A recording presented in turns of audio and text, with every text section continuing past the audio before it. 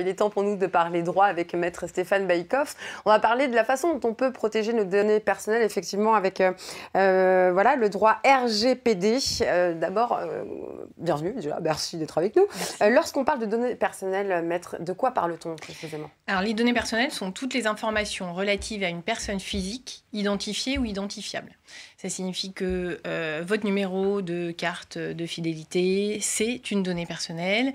Les données de géolocalisation, votre nom, votre prénom, votre image, des images de vidéosurveillance, voilà.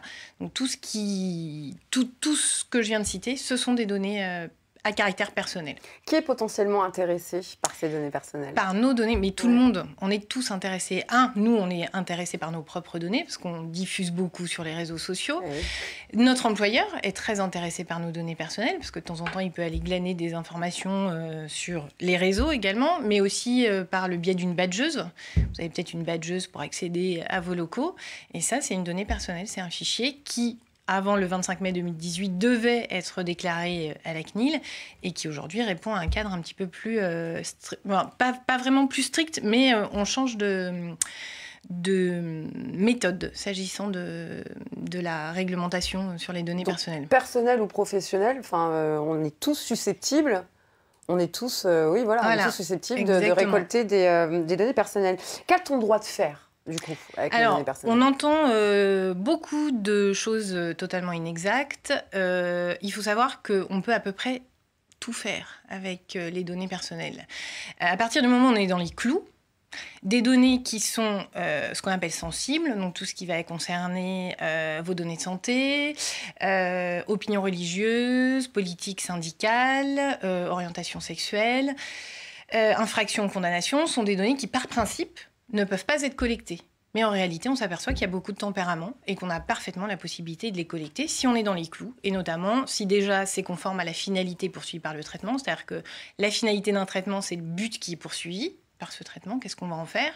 Et ensuite, si on a recueilli le consentement de la personne à qui on demande cette donnée.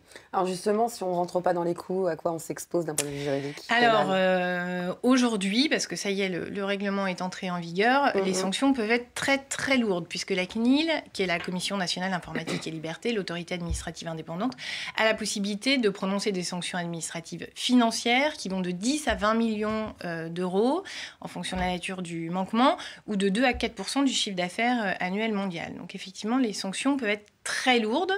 Là, on va parler de sanctions qui seront applicables, effectivement, peut-être plus pour les entreprises qui évidemment, ce sont les entreprises. Et pour ne rien vous cacher, le RGPD est quand même à destination des GAFAM. Et ces sanctions ont été édictées pour les dissuader de faire n'importe quoi. C'est d'ailleurs pour ça qu'on reçoit des mails en permanence, politique de confidentialité, nos règles ont changé, vous êtes notre priorité. Là, vous dites, vous l'avez dit, donc la protection des données entre en vigueur, on est entré en vigueur donc le 25 mai. Ouais. Qu'est-ce qu'on pouvait faire avant et qu'est-ce qu'on ne peut plus faire aujourd'hui? Alors, en fait, la loi informatique et liberté, qui est quand même une loi qui date de 1978, qui n'est pas toute récente, pose les mêmes principes que le règlement général sur la protection des données. Donc le règlement général, il ne bouleverse pas la vie de la donnée, il va plutôt bouleverser la vie de l'entreprise qui aujourd'hui n'a plus besoin de faire des déclarations préalables. Donc tout ce qui est déclaration préalable, c'est supprimé. On n'a plus besoin de déclarer ses fichiers à la CNIL. Maintenant, on a l'obligation de justifier de sa conformité en permanence. C'est-à-dire que si demain la CNIL arrive chez vous, vous devez lui montrer votre registre des traitements et toute la documentation que vous avez établie pour démontrer que vous êtes conforme et que vous respectez la vie privée des personnes dont vous collectez les données. Autour de la table, Maud, on va commencer par vous. Qui est frileux, précautionneux avec ces données personnelles? Oui, je fais attention, mais c'est vrai que je me rends compte qu'on est pollué de mails. Alors, on se dit forcément, hein, à chaque fois qu'on fait un achat sur Internet, on est obligé de signer j'accepte la politique et du coup, notre adresse est diffusée. Donc rien que ça, déjà, c'est agaçant. Mais on a beau faire attention, malgré tout, on ne peut pas tout contrôler. Hélène, vous êtes assez précautionneux? Non, pas du tout. Quant à vous, Frédéric? Oui, assez précautionneux. Je m'aperçois de temps en temps que je reçois des mails. Je me demande pourquoi je les reçois. Et c'est assez bien ciblé sur mon besoin. Donc j'imagine que derrière, il y a toute une alchimie de données qui fait qu'ils ont focaliser. Ce qu'on appelle l'algorithme. Et moi, j'ai un exemple bien précis. J'avais effectivement annoncé la naissance de mes jumeaux sur Facebook. Bon, je ne pouvais pas faire plus. Et effectivement, je recevais des mails derrière en me proposant des vêtements, des biberons, et tout ce qui était lié aux jumeaux. Donc, effectivement, on est assez...